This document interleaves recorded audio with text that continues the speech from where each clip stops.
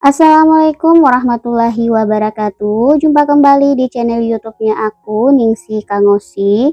Nah, pas banget video kali ini mau buat plus susu vanila buat isian kue sos, roti, donat juga bisa ya, dan lain-lainnya. Nah, cara buatnya gampang banget, langsung aja ke cara membuatnya.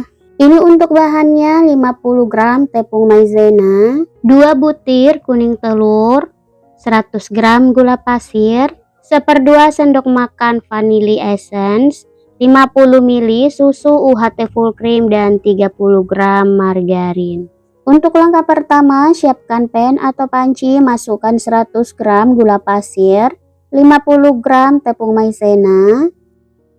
Aku gunakan spatula cut set 5 pieces dari Maiba dengan kualitas silikon top grade. Gagangnya terbuat dari kayu, tahan panas hingga 250 derajat Celcius yang pastinya sudah BVA free, PDA. Satu set ini terdapat 3 buah spatula mini, 1 buah spons mini, dan 1 buah kuas mini. Yang mau samaan, link pembeliannya udah aku sematkan di bawah, jadi silahkan dikepoin ya.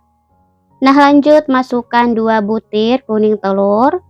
Kemudian kita tuang 500 ml susu UHT full cream.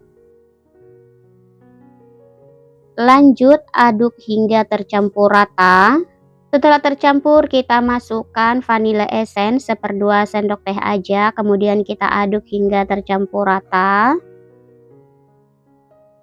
Setelah tercampur, kita masak dengan api sedang aja sambil diaduk-aduk seperti ini hingga matang ya, atau mengental. Nah, jika udah mengental seperti ini harus terus diaduk ya teman-teman, biar nggak gosong nantinya. Kemudian kita kecilkan api kompornya dan kita tambahkan 30 gram margarin. Lanjut lagi kita aduk-aduk hingga margarinnya ini larut. Nah, tujuannya kita tambahkan margarin agar hasil pelannya ini lebih mengkilap dan lebih creamy. Nah, setelah margarinnya larut seperti ini, teman-teman bisa lihat hasil pelannya lebih lembut banget dan lebih mengkilat ya.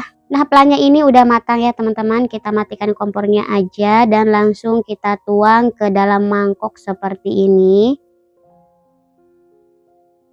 Dan tada, ini udah jadi ya teman-teman si plus susunya ini. Ini pas banget buat kue sos, roti, atau donat, dan lain-lainnya. Nah, jika belum digunakan si planya ini, di bagian atasnya bisa kita tutup dengan plastik agar tidak kering atau berkeriput gitu teman-teman. Nah, selanjutnya kita bisa simpan ke dalam kulkas. Tapi kalau misalnya teman-teman langsung gunakan aja, ini bisa kita tunggu dingin dulu ya. Oke, selamat mencoba resep plah tersimpel kali ini. Semoga bermanfaat. Terima kasih yang sudah menonton. Dan sampai ketemu di video selanjutnya. Assalamualaikum warahmatullahi wabarakatuh.